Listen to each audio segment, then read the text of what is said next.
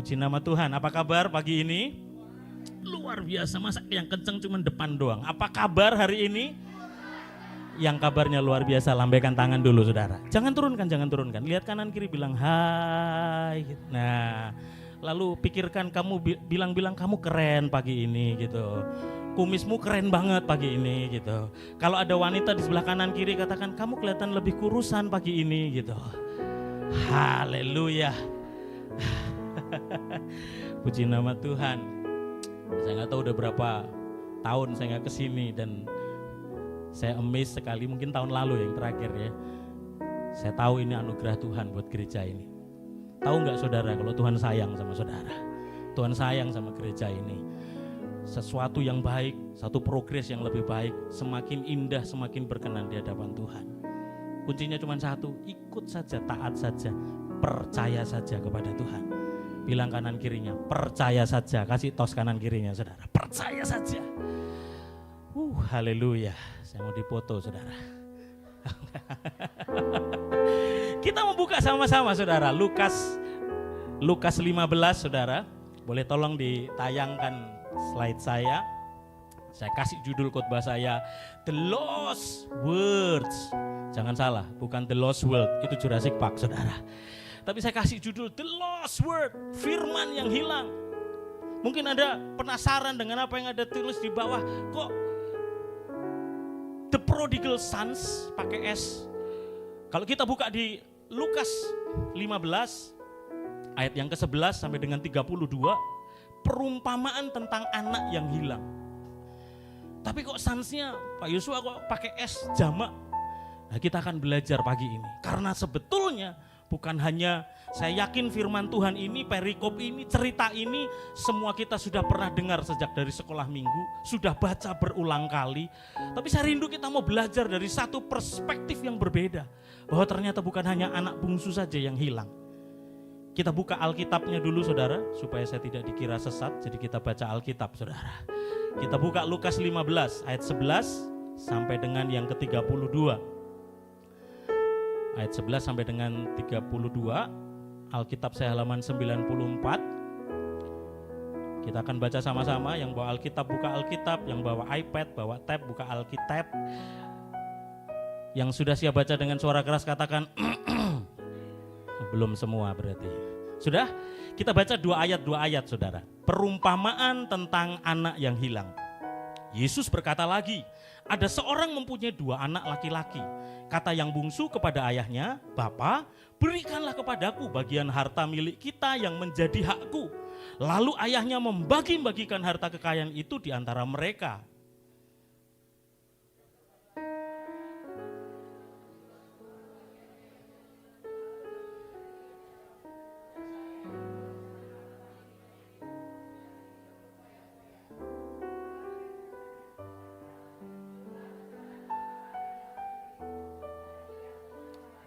Lalu ia pergi dan bekerja pada seorang majikan di negeri itu. Orang itu menyuruhnya ke ladang untuk menjaga babinya. Lalu ia ingin mengisi perutnya dengan ampas yang menjadi makanan babi itu. Tetapi tidak seorang pun yang memberikannya kepadanya.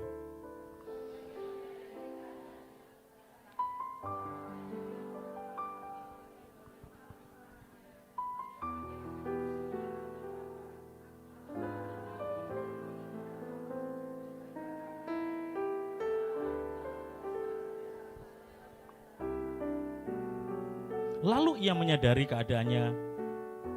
Aku tidak layak lagi disebutkan anak Bapa. Jadikanlah aku sebagai salah seorang upahan Bapa. Maka bangkitlah ia dan pergi kepada bapaknya. Ketika ia masih jauh, ayahnya telah melihatnya. Lalu tergeraklah hatinya oleh belas kasihan.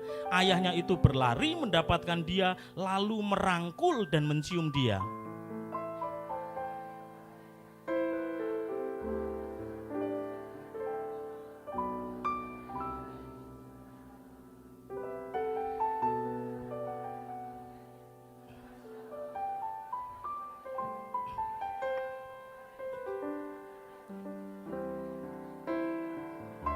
Dan ambillah anak lembu tambun itu, sembelihlah dia, dan marilah kita makan dan bersuka cita. Sebab anakku ini telah mati dan menjadi hidup kembali. Ia telah hilang dan didapat kembali. Maka mulailah mereka bersukaria.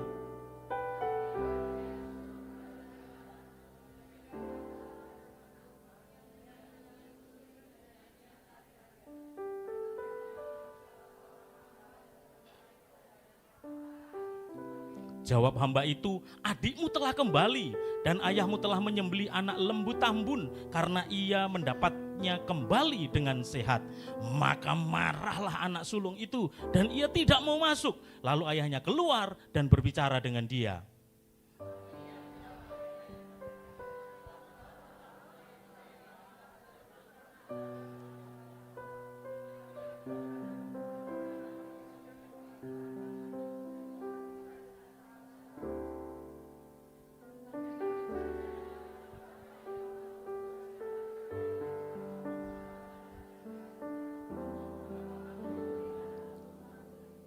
Kata ayahnya kepadanya, anakku, engkau selalu bersama-sama dengan aku dan segala kepunyaanku adalah kepunyaanmu. Ayat 32 bersama 1, 2, 3, kita patut bersuka cita dan bergembira karena adikmu yang telah mati dan menjadi hidup kembali. Ia telah hilang dan didapat kembali. Katakan amin. Saya yakin kita sudah tahu cerita ini. Saya yakin kita sudah pernah dengar bahkan dari anak kita pun yang ikut sekolah minggu cerita di rumah. Papa tadi diceritain tentang anak yang hilang. Tapi saudara, ada begitu banyak pengkhotbah, pengajar, membicara, mereka sampaikan tentang anak yang hilang. Bahwa si bungsu, ya pasti itu anak yang hilang.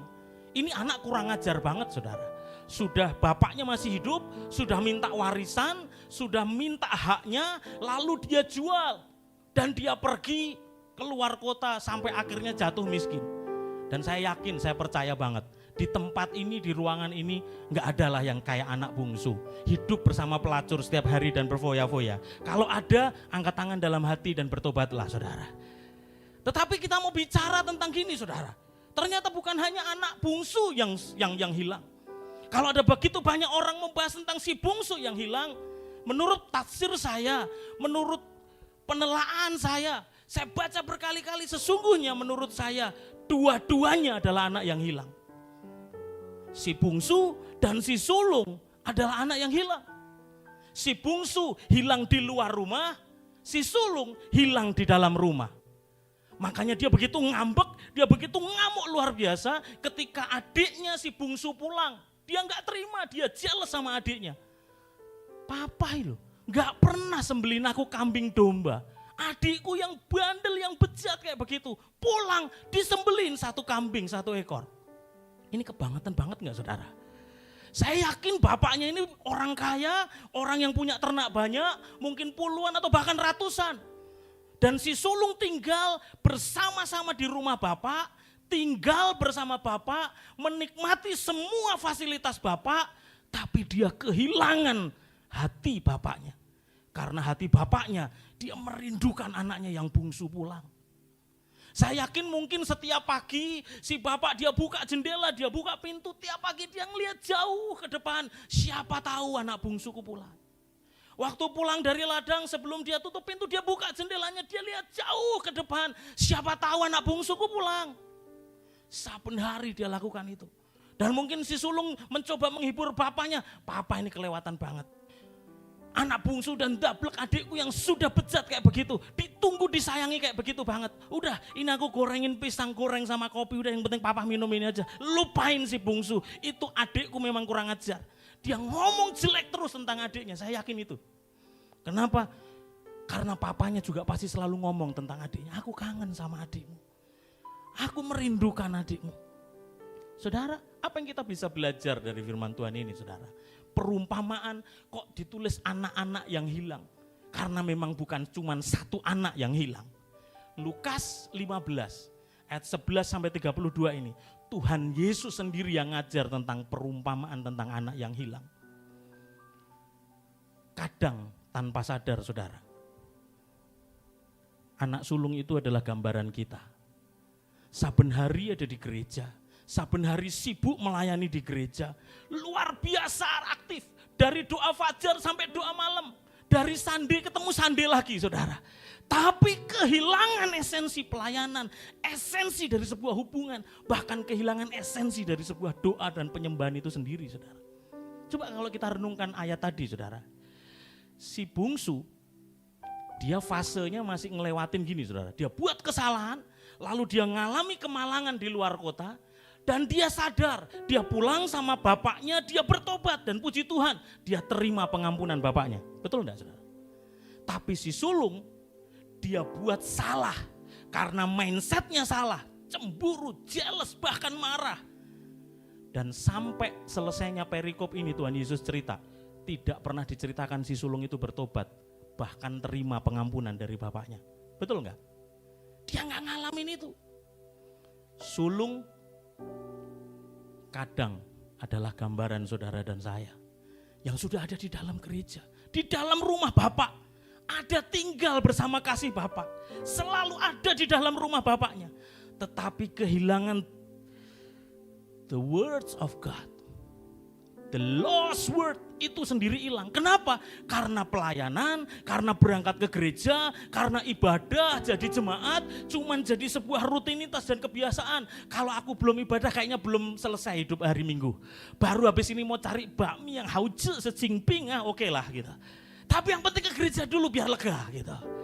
Betul enggak? Kayaknya ke gereja itu kayak jadi satu absensi. Setor muka, setor jari saudara kalau pakai fingerprint saudara. Saudara, gambarannya gini. Garasi itu adalah tempatnya mobil. Tapi bukan berarti kalau kita ada di dalam garasi, lantas otomatis kita jadi mobil. Gereja ini adalah rumah Tuhan, tempatnya anak-anak Tuhan. Tapi bukan berarti ketika kita saben hari di gereja, pelayanan di gereja, waktu kita habis di gereja, lantas otomatis kita pasti jadi anak Tuhan. Mohon maaf, ampuni saya, belum tentu saudara. Belum tentu. Karena ternyata hidup agamawi kita yang terjebak dan kita tidak mengalami relation sama Tuhan. Kita mau belajar saudara hari ini. Jangan sampai kehidupan kekristenan kita terjebak pada sindrom si sulung. Katakan sama-sama sindrom si sulung. Apa sih sindrom si sulung yang kita mau belajar hari ini saudara? Yang pertama saya catat sindrom si sulung adalah sumbu pendek. Katakan sama-sama sumbu pendek. Ayat 28 bilang gini saudara. Maka marahlah anak sulung itu dan ia tidak mau masuk. Lalu ayahnya keluar dan berbicara dengan dia. Saudara lihat. Si sulung dia reaktif. Dia bukan responsif. Saudara, the vast majority of people are unthinking prejudice machine. Saudara tahu prejudis? Prejudis itu terjemahan bebasnya kalau saya bisa gambaran yang paling gampang, prejudis itu negative presumption. Pikirannya negatif terus. Mikirnya apapun negatif terus. Saudara, tangan kita, tadi kita tepuk tangan enjoy aja saudara. Kenapa? Karena tangan kita nggak luka. Tapi coba, tangan kita kebaret, kena pisau dikit saudara. Boro-boro tepuk tangan, kesenggol, sir gitu saudara. Katakan sama-sama sir. Nah, biar ingat saudara. Kenapa ada yang sir, perih gitu? Karena ada luka. Orang yang negatif presumption, ada luka di dalam hidupnya, apa aja juga salah saudara. Apa aja nuntutnya salah. Lo bener loh saudara. Ada lagi ibadah, dengerin firman, anteng. Daripada makan permen sendiri gak enak kali ya. Ci, mau permen? Bisa loh kalau orang prejudis dia lihat. Ngapain tawarin gue permen? Mulut gue bau. Ada saudara. Di sini gak ada. Di sana sini banyak saudara. Kenapa? Karena ada luka di dalam hatinya. Orang kalau punya luka mikirnya selalu negatif. Coba, pernah gak sih saudara punya teman di kantor, mitra bisnis atau apapun, mikirnya negatif terus saudara. Betul enggak saudara? Nah, kita baru saja ngelewatin sesuatu yang kita pilih sama-sama saudara. Yang satu negatif terus, yang satu positif terus gitu saudara. Pilihannya di tangan kita saudara. Tetapi orang yang berpikir negatif, when you react, you let other control you. But when you respond, you are in control. Kalau kita reaktif apa-apa ngamuan, sumbu pendek, you know the meaning of sumbu pendek, pegang mercon pendek saudara, duyer gitu sampai kena orangnya saudara. Tapi saya percaya jemaat di tempat ini Pantai Mutiara sumbunya panjang semuanya saudara. Amin. Saudara, kita mesti berubah mindset kita, jangan sumbu pendek. Dari orang yang selalu playing victim. From victim to victorious. Dari orang yang merasa dirinya selalu korban, tetapi mulai berubah mindsetnya menjadi seorang yang pemenang. Katakan amin. Dari orang yang selfish, berubah menjadi selfless, mulai mikirin orang lain. Dari yang cuma saya jemaat saja Pak, saya setia Pak. Saya kalau duduk di tempat yang sama, di kursi yang sama, bahkan kalau kursi di gereja itu didudukin saya ngamuk pokoknya. Kayak sudah dibayar aja saudara. Sampai itu busa kursinya pantatnya ngeplek persis saudara. Busanya persis gitu. Saudara, kita mesti ngerubah mindset kita, mentalitas kita from victim yang selalu playing victim menjadi orang yang berkemenangan. Sudah tahu playing victim saudara? Kita ngalami yang playing victim banyak sekali saudara. Operasi plastik ngakunya digebokin orang gitu saudara. Yang bikin siapa, yang menyebarin siapa, yang ngeramein siapa saudara. Selalu merasa dirinya korban, aku ini orang susah, aku ini balong kere, aku ini gak bisa apa-apa. Aku gak bisa nyanyi. Aduh pura-pura nyanyi saya batuk aja fales. Berapa banyak sering kali kita ngelihat diri kita. Saya gak mampu. Tapi dengar baik. Kalau kita menjadi lebih dari pemenang, Tuhan sanggup taruh potensi yang luar biasa dalam hidup saudara. Keluar dan berkembang menjadi berkat buat orang lain saudara. Caranya kita mesti ngerubah mindset kita saudara. From victim, korban, menjadi seorang yang pemenang. Berapa banyak saudara mau ngerubah mindset hidupnya, lambaikan tangan saudara. Jangan turunkan saudara, yang mau ngerubah mindset taruh tangannya di sebelah kanan mata, katakan krek. Nggak kompak saudara. Sama-sama sekali lagi taruh di sebelah mata kanan, katakan krek. Paradigma berubah, khotbah berhasil saudara. Kita mesti ngerubah mindset kita dulu saudara. Mindset apa? Jangan kayak mentalitas anak sulung yang mentalitasnya gini. Saya sebut di sini mentalitas penonton menjadi mentalitas pemain, saudara. Sudah tahu kalau nonton bola, Barcelona sama Real Madrid gitu, saudara. Lionel Messi udah di depan gawang, tinggal nendang, des, ternyata miring, saudara. Langsung itu bapak-bapak, orang-orang yang nonton semuanya kata-kata sama, aduh, bodoh. Pasti semua gitu, saudara. Betul enggak, saudara? Coba itu yang ngomong bodoh suruh ada di situ, suruh nendang, saudara. Di depan ratusan ribu orang, boro-boro nendang, ngompol ya, saudara. Namanya juga penonton. Penonton itu tukang kritik, tukang komen. Makanya di Jawa kata nonton itu disebut ndelok. Artinya kendel alok. Bisanya komen doang gitu saudara. Berapa banyak kita sering ngalamin gitu. Datang ke gereja maunya jadi jemaat saja. Begitu lihat ya WL-nya itu lagi. Aduh pemain musiknya itu lagi. Penyembahnya gak ngangkat. Barbel kali ngangkat saudara. Komplain terus. Baru datang salaman sama asyirnya, disalamin kenceng salah. Aduh ini salaman ini binaraga bener kenceng banget, tangan gua sakit gitu. Disalamin pakai sarung tangan apalagi, wah itu ini masa salaman pakai sarung tangan gitu. Emang gua nyebarin kuman gitu. Saudara, intinya apa? Mikirnya salah terus saudara. Kenapa? Karena mentalitasnya penonton. Pagi ini kita mau belajar, jangan sumbu pendek. Jangan terus jadi jemaat dan punya mentalitas penonton. Apa sih bedanya penonton sama pemain? Penonton itu maunya cari enak saja. Betul gak sih? Duduk paling enak, lihatnya paling jelas semua. Yang penting AC-nya cukup, jangan kesentrong, jangan juga panas gitu kan saudara ya. Tapi pemain, dia dilatih untuk suatu target dan tujuan. Kalau Anda cuma jemaat saja nonton doang, beda sama pemain yang kamu buka akul dong di rumah. Kalau rumah udah pakai cool, ada satu target, ada satu tujuan, jangkau jiwa. Aku mau undang temanku yang belum kenal Tuhan. Aku mau undang temanku yang lama gak ke gereja. Ada satu target dan tujuan yang diberikan. Penonton itu lari ketika dalam tekanan. Hidupnya trauma, kecewa. Ya kayak tadi, dikasih permen pun mikirnya napasnya yang bau, saudara. Tapi seorang pemain, dia dibentuk makin dahsyat. Sekalipun dalam tekanan, dalam gesekan dia makin murni dan bersinar saudara. Karena dia ngelihat masalah bukan sebuah penghalang, tapi sebuah langkah batu awal lompatan untuk dia naik ke level yang lebih tinggi. mentalitas penonton, dia nggak akan ngalami banyak kemajuan. Betul enggak? Orang yang nggak ngalami banyak kemajuan itu biasanya kena virus GGD. Saudara tahu GGD? Gitu-gitu doang. Bilang kanan kirinya, jangan gitu-gitu doang gitu saudara.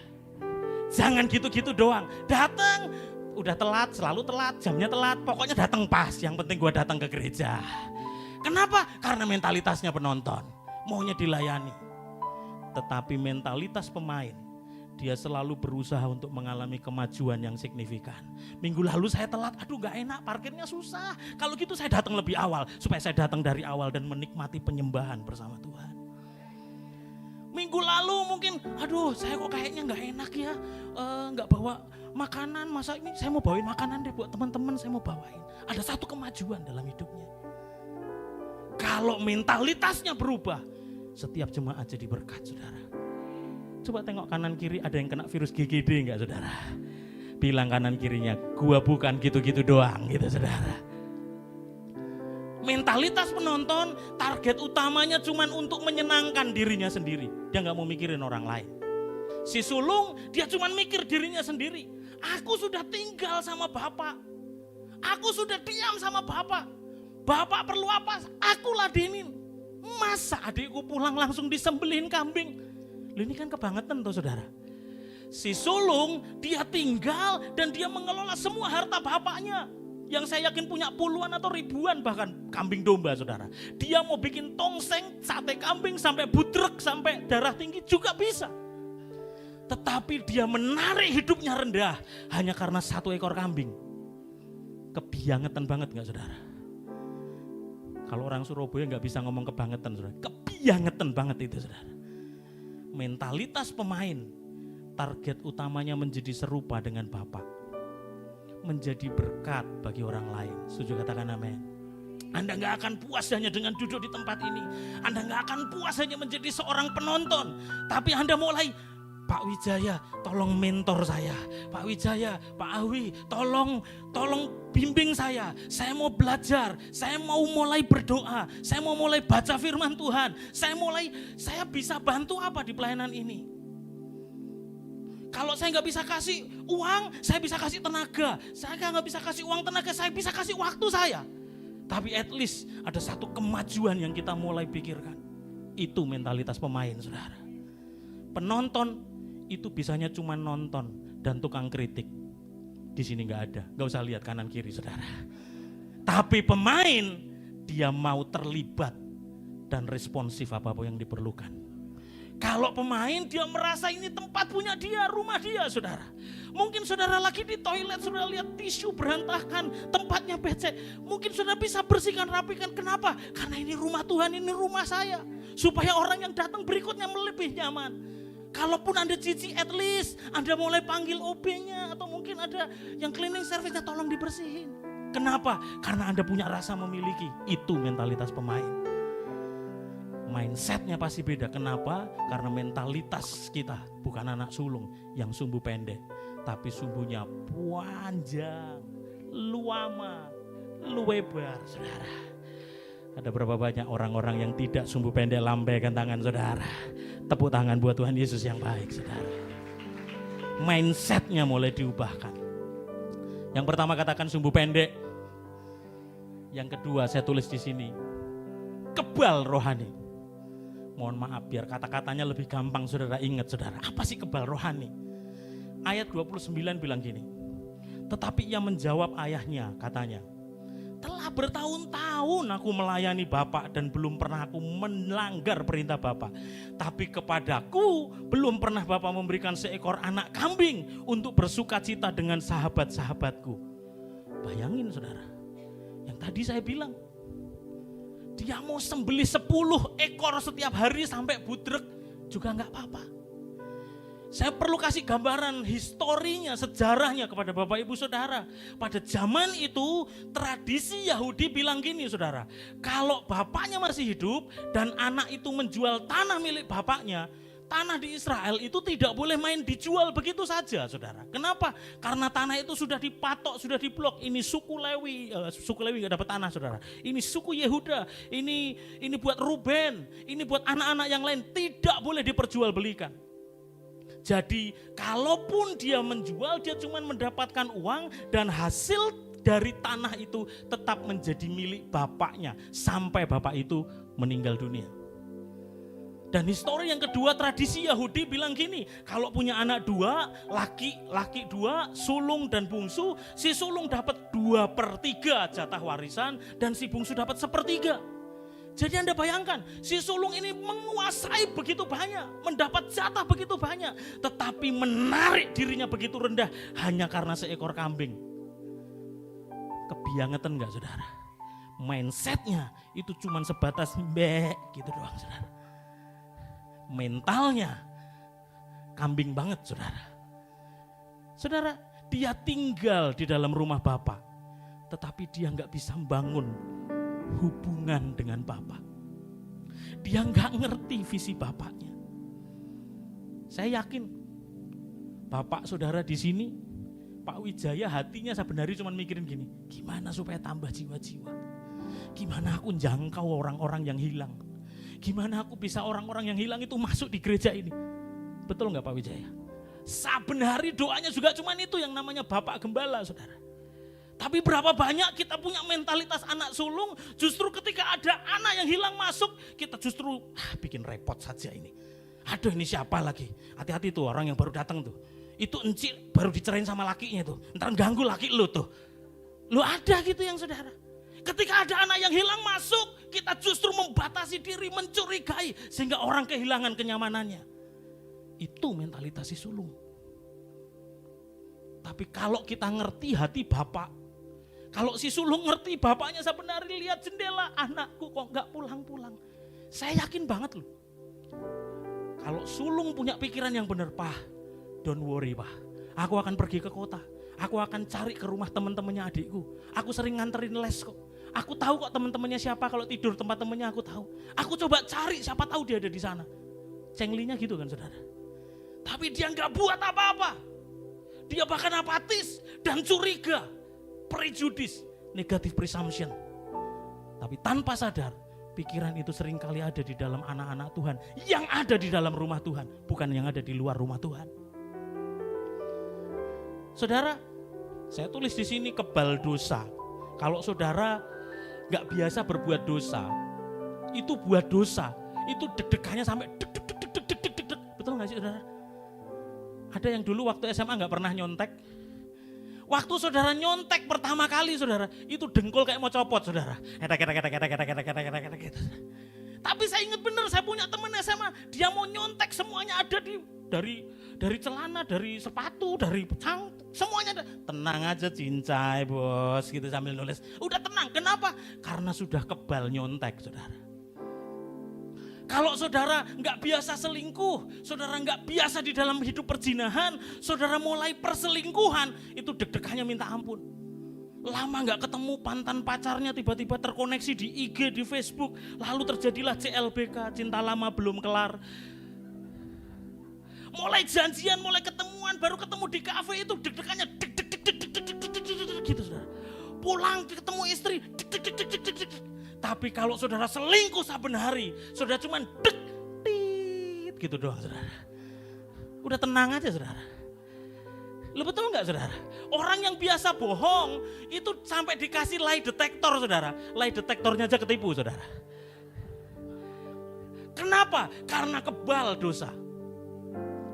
Poin saya bukan di situ. Tanpa sadar kita juga kebal penyembahan. Mau doa makan nyembah, mau ketemuan kul penyembahan lagi. Di gereja kita juga penyembahan lagi. Apalagi buat gereja-gereja yang sudah 1, 2, 3 kali sampai 5 kali ibadah. Mulai pelayanan gak ikut penyembahan. Kok gak ikut kenapa? Saya kan ngatur traffic controller di depan, ngatur mobil. Loh yang kedua kok gak ikut lagi? Oh iya, saya lagi sibuk itu jadi usher di depan sampai kelar ibadah. Sampai akhir ibadah, sampai akhir hari Minggu gak pernah ikut penyembahan lagi saudara. Kenapa? Karena kebal penyembahan. Ntar kan bisa ibadah raya berikutnya, Ntar kan bisa, besok masih ada pertemuan kok kita penyembahan lagi, kita doa lagi. Kita kebal sama penyembahan. Bahkan saudara yang duduk dalam penyembahan, saudara lebih banyak ngebacain. Nah, habis ini lagu pelan nih, habis ini penyembahan, habis ini lagu great. Lalu berdiri, tepuk tangan. Nah, habis ini praise nih, habis ini praise. Malah kita bacain saudara. Kenapa? Karena kita kebal penyembahan. Halo, berapa banyak tanpa sadar kita penyembahan sudah jadi sesuatu yang biasa.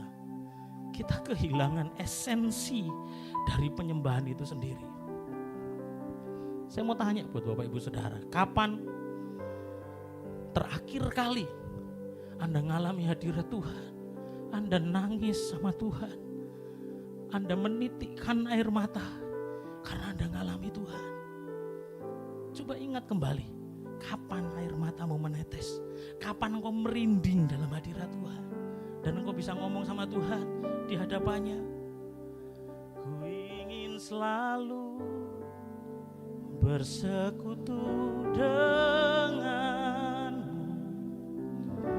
menikmati hadiratmu, biarkan rohmu tinggal dalam hidupku,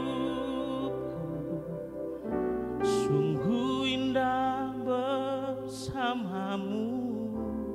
Mungkin dulu saudara nyetir, kena lampu merah, Anda dengar pujian ini, Anda bisa nangis, Anda ngalami Tuhan.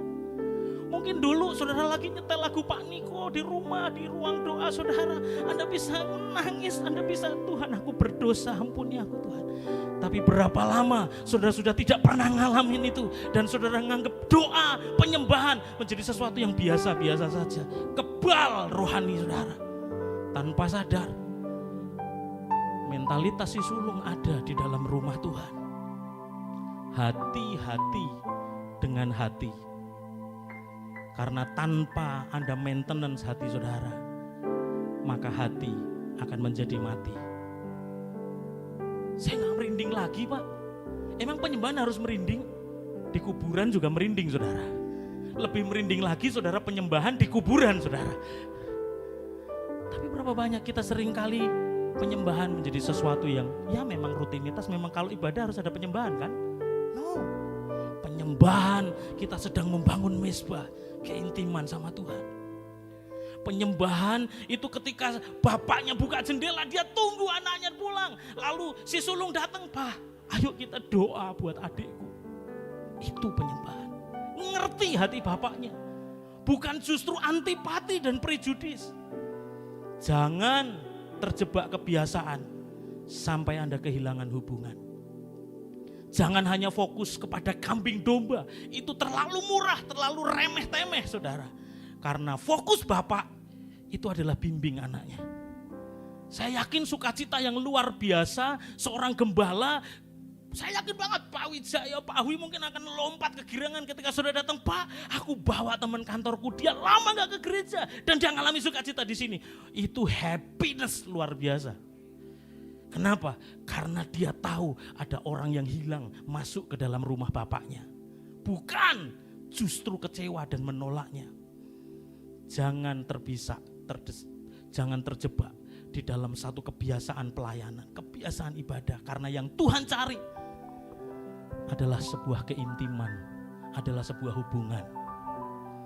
Jangan kebal rohani. Poin yang pertama, mentalitas sindrom si sulung apa saudara? Sumbu pendek. Udah lupa kan saudara. Yang kedua, katakan sama-sama, kebal rohani. Dan yang ketiga saya tulis di sini, jangan ada sindrom si sulung di tempat ini. Yang terakhir saya tulis di sini, mental budak. Katakan sama-sama, mental budak. Ayat 31 bilang gini, kata ayahnya kepadanya, "Anakku, engkau selalu bersama-sama dengan aku, dan segala kepunyaanku adalah kepunyaanmu." Saudara, si sulung statusnya anak. Tapi saudara lihat, dia pulang dari ladang, dia gak cari bapaknya, dia cari budaknya. Apa-apaan ini? Dan bahkan dia gak mau masuk ke dalam rumah. Kelewatan banget gak saudara? Dia menarik dirinya rendah dari seorang anak dan dia mensejajarkan dirinya hanya sebagai budak. Makanya ngomongnya sama budak bapaknya saudara. Berapa banyak kita memandang rendah anugerah Tuhan karena mentalitas kita budak, saudara. Statusnya anak itu selalu membawa DNA bapak dan mamanya. Betul gak sih, saudara? Yang namanya anak pasti dia bawa DNA papa sama mamanya. Setuju kan? Gak ada kok, gak persis sama sekali apapun juga gak ada, saudara. Ini contoh nih, maaf kalau ada di sini, saudara ya. Misalnya bapaknya Batak, mamahnya Ambon, itu anaknya pasti Babon, Batak, Ambon gitu, saudara. Kalau bapaknya Jawa, mamahnya Ambon misalnya gitu, itu anaknya namanya Jambon, Jawa, Ambon gitu.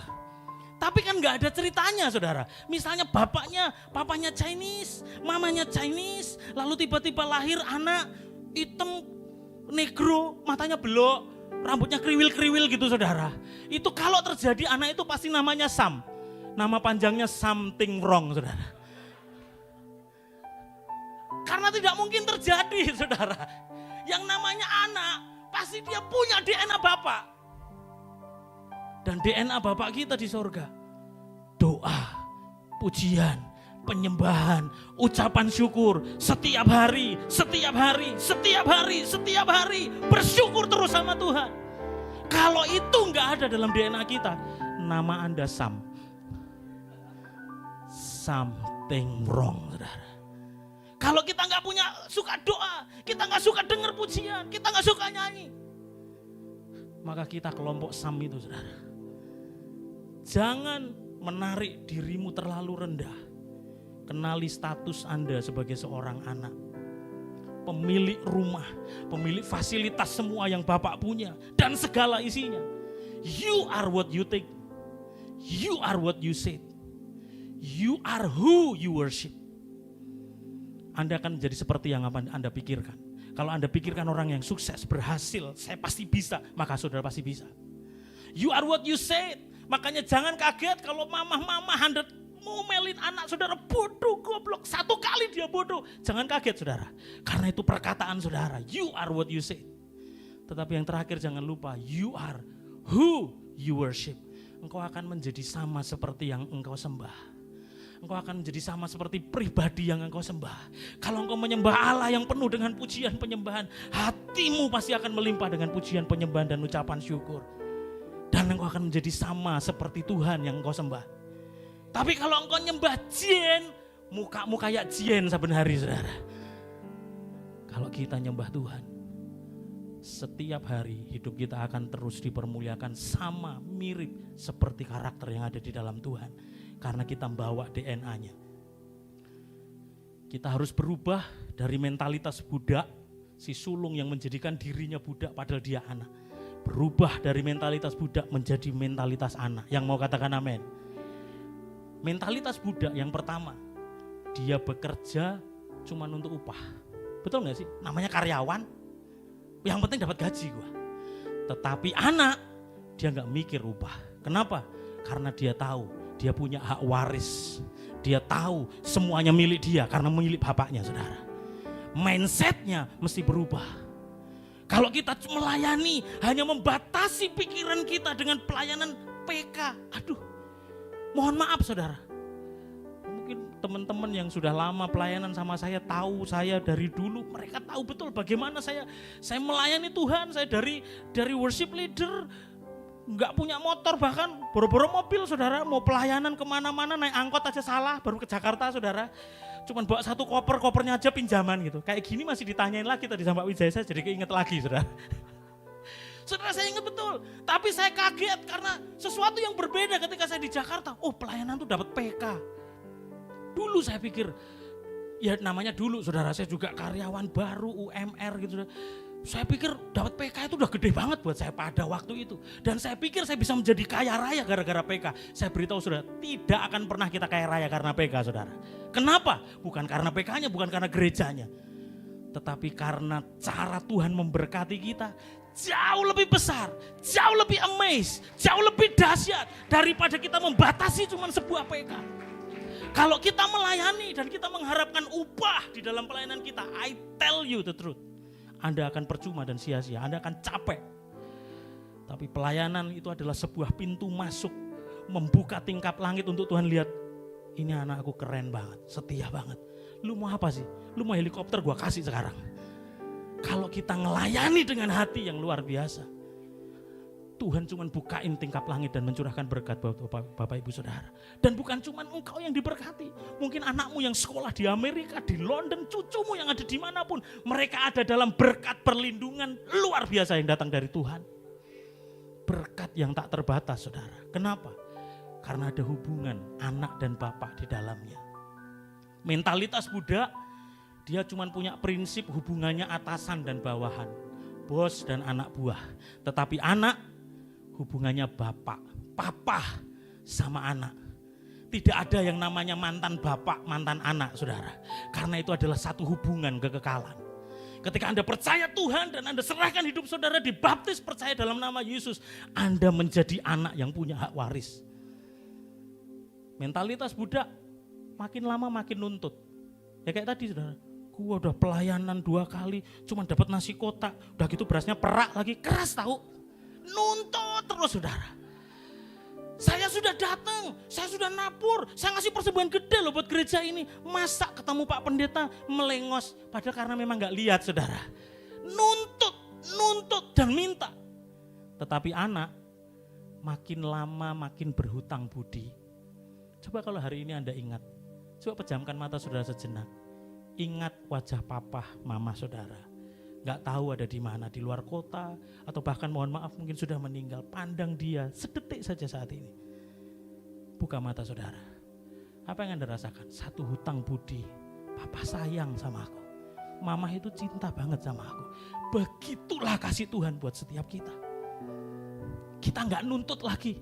Karena kita ada di sini hari ini, seperti hari ini. Kita tahu itu semua karena anugerah Tuhan. Mentalitas Buddha itu cuman fokus pada penampilan, performance. Yang penting jasnya keren, dasinya keren, semuanya matching, saudara. Tapi mentalitas anak, dia fokusnya pada kesetiaan, faithfulness. Coba kalau Anda pergi keluar kota lama, yang dicari anak saudara apa? Bukan oleh-oleh lagi, saudara. Yang penting papa pulang. Yang penting aku kangen sama papa. Ada kesetiaan, ada faithfulness di dalam pelayanan saudara. Bukan ngelihat seberapa besar kecil pelayanan saudara, karena tidak ada yang gede dan kecil dalam pelayanan. Semuanya penting di hadapan Tuhan. Gak ada senioritas, junioritas. Tapi ketika saudara beri hidup saudara melayani Tuhan, semuanya penting di hadapan Tuhan. Mentalitas Buddha itu cuma dengar kata orang. Makanya si sulung tanyanya sama Buddha. Tetapi mentalitas anak, dia cuma dengar kata bapaknya. Saudara, yang namanya titip uang itu berkurang. Tapi titip omongan itu nambah, saudara. Kalau saudara ada di gereja dan saudara dengar rumor, dengar gosip, biasanya malah digosok makin sip. Awas tuh, hati-hati tuh. Itu yang situ tuh homo tuh. Itu gay tuh. Kita membatasi, kita menghakimi, kita nuntut, kita ngotak-ngotak orang. GBI jelas mendeklarasikan membenci dosanya tetapi mengasihi orangnya. Anda boleh benci dosanya, tetapi kasih orangnya supaya dia menjadi anak yang hilang dan masuk ke rumah bapakmu dan ada tinggal di dalam gereja. Saudara, kalau anak, dia bukan dengar kata orang. Kalau mau cross check, tanya sama gembalanya. Kalau gembalanya sibuk, tanya gembala kulnya. Tanya sama pemimpinnya. Intinya anak pasti tanya sama bapak. Kalau anak saudara lebih banyak tanya sama pembantu, itu namanya sam juga. Something wrong, saudara. Karena anak seharusnya dia tanya bapaknya. Saudara, mentalitas Buddha, dia cuma fokus sama hubungan sementara. Tapi anak fokusnya pada kekekalan. Kalau kita punya mentalitas Buddha, baru kegesek pelayanan, baru tersinggung sedikit, resign pelayanan. Saya mau cuti pelayanan dari sementara sampai sementahun, saudara. Cuti kok 2 tahun gitu, saudara. Itu bukan cuti, itu bablas anginnya, saudara. Saudara, kalau kita mentalitas Buddha, pikiran kita cuma resign. Kalau kecewa gue tinggal. Gue gak kerja di tempat ini juga gak apa-apa. Orang kerja kan kayak gitu, saudara. Bos gue galak. Tapi kalau anak mau segala apapun bapakmu, engkau tahu bapak punya tujuan yang baik buat anaknya. Mentalitas Buddha, dia selalu meminta tangannya ke atas. Tetapi mentalitas anak, dia selalu memberi tangannya ke bawah. Jangan ada mentalitas budak di tempat ini. Saya yakin tidak ada si bungsu di tempat ini. Tapi mohon maaf, ampuni saya. Tanpa sadar, kita yang sudah pelayanan bertahun-tahun, kita sudah Kristen dari lahir ceprot, owek-owek Kristen. Kita punya mentalitas si sulung. Hati-hati, karena Tuhan bukan cari follower, bukan cari pengikut. Dia cari murid, dia cari anak yang nanti akan menjadi mempelai bersanding dengan dia. Dia cari murid yang mau dimentor, dimuridkan. Jangan ada mentalitas si sulung di tempat ini.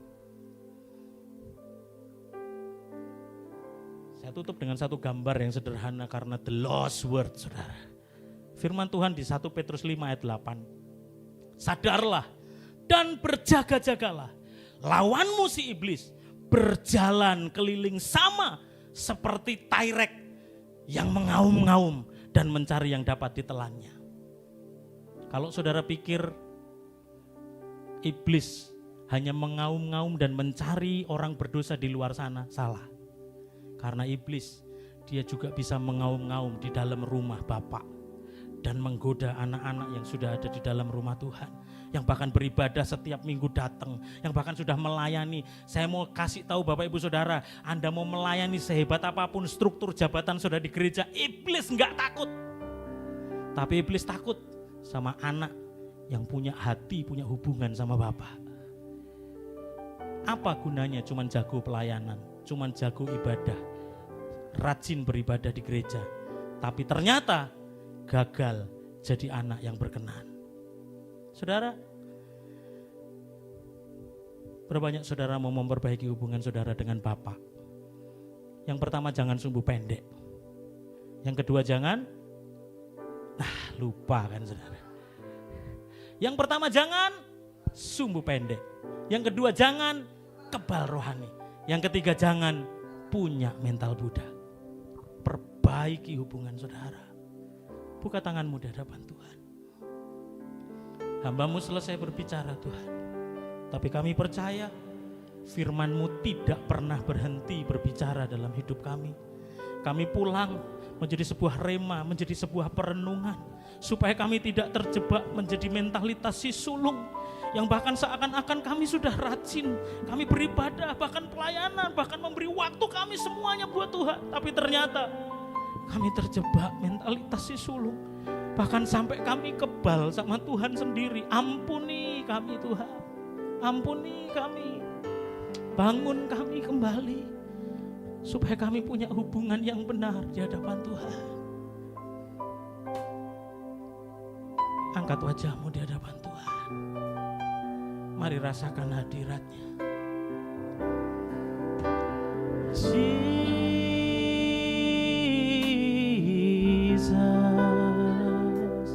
Lord Jesus,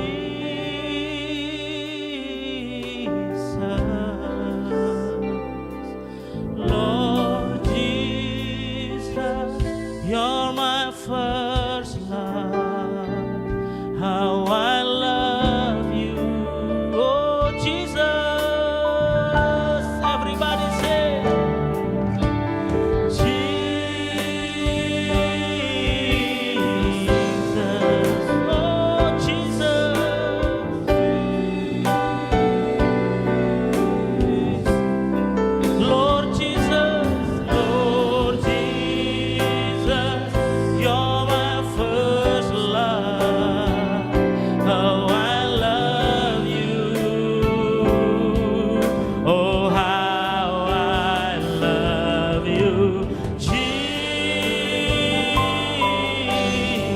Mari kita bangkit berdiri bersama-sama. Angkat suaramu, angkat hatimu, kembali kepada kasih-Mu yang mula-mula. Jangan air matamu kering, jangan hatimu kering. You're my first love, how I love you. Oh, how I love you, Lord.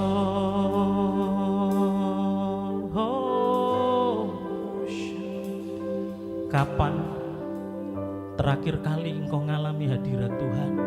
Kapan engkau nangis di ruang doamu? Kapan engkau ngalami pribadi Tuhan memeluk hidupmu, bertobat dan mengaku dosamu? Tapi ada berapa banyak anak-anak di rumah Tuhan tinggal menikmati fasilitas Bapak, tapi kehilangan hati Bapak.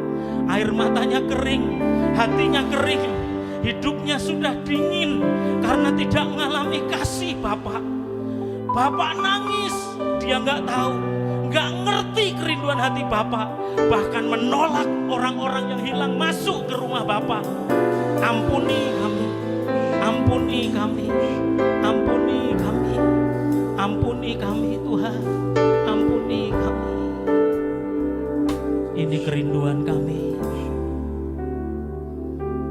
Menyenangkanmu